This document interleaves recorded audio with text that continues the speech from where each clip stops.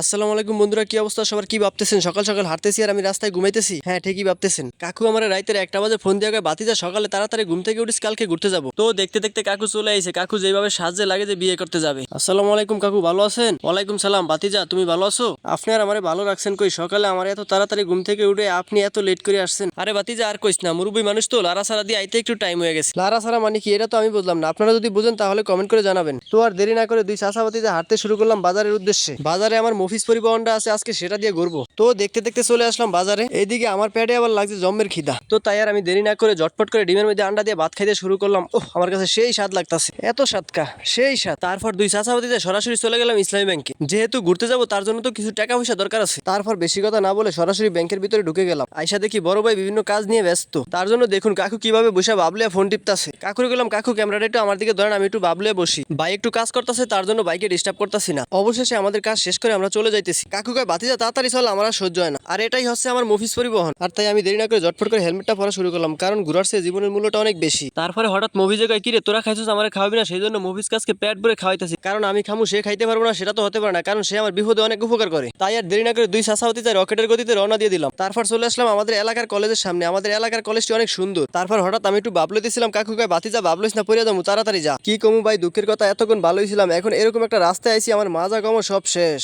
প্রায় 20 মিনিট পর্যন্ত রাস্তার সাথে যুদ্ধ করতে করতে অবশেষে ভালো রাস্তায় আসলাম। কি বলবো ভাই, গ্রামের পরিবেশটা যে এত সুন্দর, গ্রামে না থাকলে বুঝতেই পারতাম না। এই যে সামনে একটি বাড়ি দেখতেছেন, আসলে এটা বাড়ি না, এটা হচ্ছে পাকিস্তানি আমলের একটি মসজিদ, যেটা অনেক সুন্দর ছিল। তারপর চলে আসলাম চরগঙ্গাপুর মাদ্রাসার সামনে। মাদ্রাসাটি অনেক সুন্দর ছিল, তার থেকে বেশি সুন্দর ছিল মসজিদটি। এগুলো কুয়েত থেকে তাদের নিজের অর্থায়নও দিয়ে থাকে। দেখতে দেখতে চলে আসলাম বরানুদ্দিন। এটা হচ্ছে বরানুদ্দিন লজ ঘাট। এই যে দেখেন গাড়ি কি সুন্দর একটি লজ আটকে রাখছে। তারপর চলে আসলাম বরানুদ্দিন থানার সামনে। এটা হচ্ছে বরানুদ্দিন থানা, যেখানে হালকা পাতলা ডিম কার্যকর করা হয়। তারপরে আটকে বললাম জ্যামে, অটোওয়ালা মানদারেকের জন্য রাস্তাঘাটে বেরিয়ে হওয়া যায় না। এটা হচ্ছে বরানুদ্দিন কেন্দ্রীয় মসজিদ। মসজিদটি আমার কাছে অনেক সুন্দর লাগছে। তো আপনাদের কাছে কেমন লাগছে অবশ্যই কমেন্ট করে জানিয়ে দিবেন। এটা হলো ঈদগাঁও মাঠ, যেটাও ছিল দেখার মতো। দেখতে দেখতে মেইন রাস্তায় চলে আসলাম। তারপর দুইটা বাস একসাথে ছিল, যার কারণে মূলত আমি কিছুক্ষণ দাঁড়িয়েছিলাম। অবশেষে রকেটের গতিতে বোলার উদ্দেশ্যে রওনা দিয়ে দিলাম। রাস্তার চারদিকের পরিবেশটা ছিল অনেক জোস। কি বলবো ভাই, পরিবেশটা এতটাই সুন্দর যা আমার মন কেড়ে নিয়েছে। আর এটাই হচ্ছে আমাদের গ্রামের সৌন্দর্য।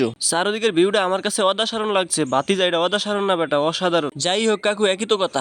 দেখতে দেখতে চলে আসলাম বরানুদ্দিনের শেষ সীমানা। এটা হচ্ছে বরানুদ্দিনের শেষ সীমানা। এখন আমরা বরানুদ্দিন থেকে বের হয়ে যাব। অবশেষে আমরা দুই চাচাওতি যাই বরানুদ্দিন থেকে বোলা সীমানার ভিতরে ঢুকে পড়লাম। রাস্তা ছিল অনেক ফাঁকা, যার কারণে দিলাম কষায়ের টান। এইদিকে আবার কাকু বুড়া মানুষ দিয়ে ইয়াং ফোলামানের মতো ভাব লইতাছে। রাস্তা পুরো ফাঁকা, যার জন্য আমি আশেপাশে না তাকিয়ে সরাসরি বাইক চালাইতাছি। দেখতে দেখতে চলে আসলাম অসাধারণ একটি ব্রিজের উপর।